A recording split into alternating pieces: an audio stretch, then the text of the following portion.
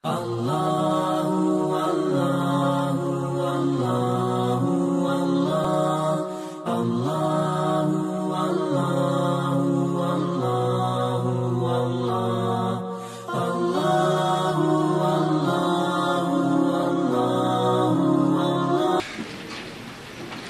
Al-Fatihah.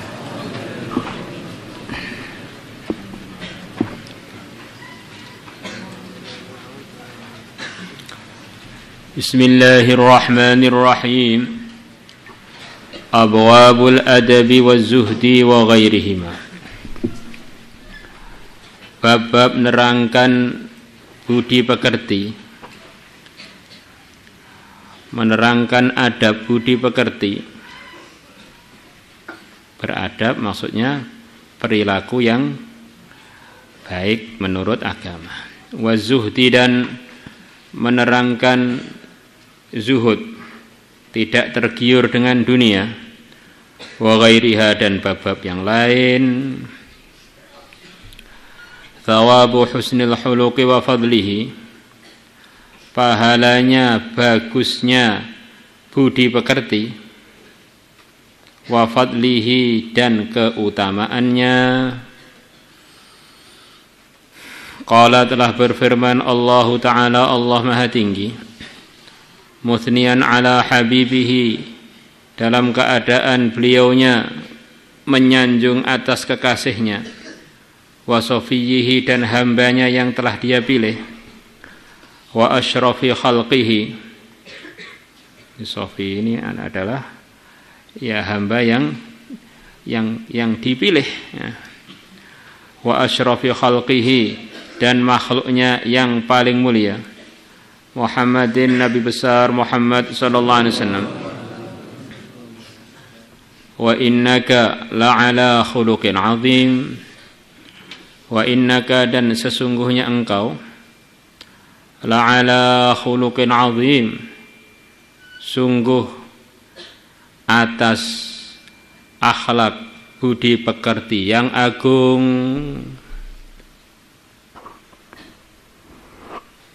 Jadi keistimewaan Nabi kita ini sudah nggak bisa dihitung, saking banyaknya, dan memang semuanya istimewa. Tapi dalam ayat ini yang Allah puji adalah akhlak beliau yang agung, bukan kedermawanannya, bukan keberaniannya, bukan yang lain-lain. Ini apa hikmahnya? Kata sebagian ulama, sebelum kita memahami apa hikmahnya, kita harus paham akhlak yang baik itu apa sih?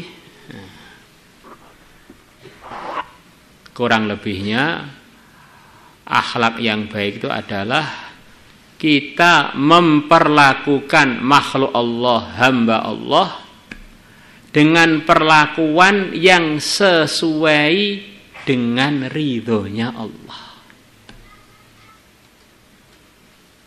Dan ini yang bisa praktek sampai dapat pujian dari Allah adalah para nabi, para rasul. Dan yang tertinggi langsung dapat pujian resmi dalam Al-Quran adalah pimpinan para nabi, para rasul, yang mulia Nabi besar Muhammad sallallahu alaihi wasallam. Kalau dengan ini suruh menyayangi, disayangi. Kalau dengan ini suruh dijauhi, dijauhi. Kalau dengan yang ini suruh dimusuhi, dimusuhi.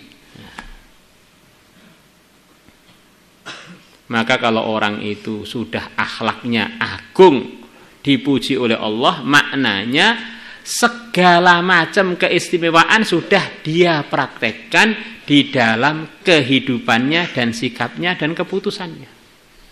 Wa innaka la'ala khuluqin azim ini sudah pujian yang sempurna atas segala macam keistimewaannya yang mulia, Sayyidul Anbiya, Nabi besar Muhammad sallallahu alaihi wasallam. Dan tentu saja akhlak yang mulia yang dipuji oleh Allah ini adalah akhlak yang mulia yang atas dorongan imannya seseorang dengan Allah. Semuanya yang bukan asas dorongan iman, keyakinan yang benar kepada Allah, apapun tidak ada nilainya di sisi Allah. Ada orang tuh memahami akhlak yang baik tuh diungkapkan ini mesti harus sayang. Maka ada sebagian orang di dunia ini memahami budi pekerti yang baik ini dengan pemahaman ala otak dia. Maka mereka punya penyelewengan di dalam praktek berbudi pekerti yang baik ini. Sebagian dari mereka mengatakan bahwa sapi itu lebih berhak untuk kita berbakti kepadanya melebihi ibu kandung kita. Lah kok bisa? Iya, ibu kandung paling nyusui kita 6 bulan 2 tahun.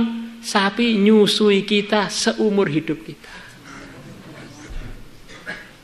Maka saking baiknya perasaannya, sapi itu disembah-sembah. Kotorannya pun dicampur dengan makanannya kalau mandi dengan air kencingnya dengan merasa ini adalah keberkahan. Ada penyayang-penyayang binatang katanya.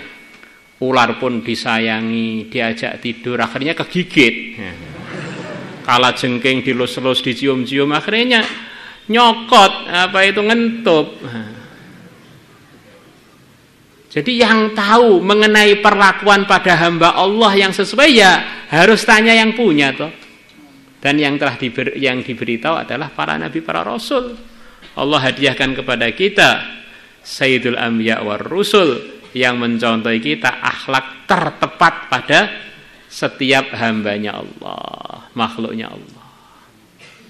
Nabi yang begitu sibuk, kalau pulang ke rumah dalam hadis riwayat Bukhari, beliau ikut-ikut kana fi mihnati ahli, menyelesaikan pekerjaan-pekerjaan rumah.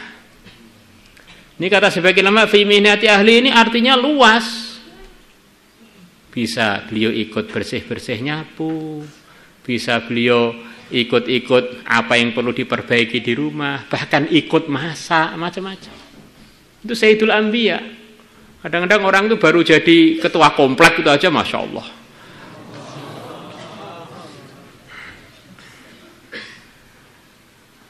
Nikah pengantin baru bilang pada istrinya, kamu ingat gak sabda Nabi? Andaikan aku memerintahkan makhluk sujud pada makhluk, tentu akan tak perintahkan sujud pada suaminya. Masya Allah.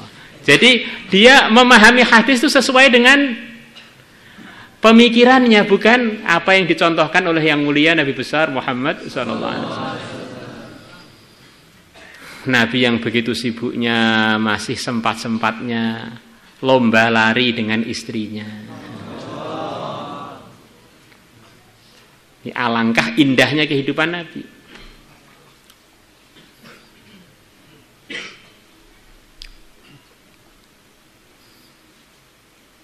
Masih sempat-sempatnya beliau mengumpulkan sepupu-sepupu beliau yang kecil-kecil, yang masih anak-anak itu dikumpulkan, suruh lomba lari, siapa yang duluan nanti dapat hadiah dari saya. Masih sempat-sempatnya begitu itu. Masih sempat-sempatnya tetangga beliau yang bernama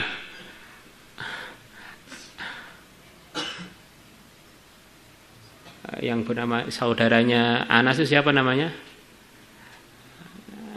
Abu Umar. Abu Umar ini anak kecil adiknya Anas bin Malik, yang mana Anas ini beliau khidmat pada Nabi mulai umur 10 tahun. Beliau dengar bahwa Abu Umar ini adiknya Anas, anak kecil namanya Abu. Enggak punya anak kecil kok. Kadang-kadang kita ini karena orang ajam, kalau Abu itu mestinya ya sudah punya anak lah. Abu tidak. Mulai zaman Nabi ada orang namanya memang Abu, mulai kecil itu Abu. Abu Umar ini punya peliharaan burung, burungnya mati, semacam burung pipit begitu. Maka karena burungnya peliharaan mati, Abu Umar nangis. Maka Nabi masih menyempatkan diri datang kepada Abu Umar untuk meredakan nangisnya Abu Umar biar nggak susah karena kematian burung peliharaan. Begitulah kurang lebihnya akhlak yang baik itu begitu itu. Yang perlu dijauhi dijauhi. Yang perlu disayangi disayangi. Yang perlu dihormati dihormati. Itulah akhlak yang tepat, yang memang itulah yang akan kita dengar, anugerah-anugerah Allah yang akan didapatkan oleh orang-orang yang berakhlak tersebut. Semoga termasuk kita.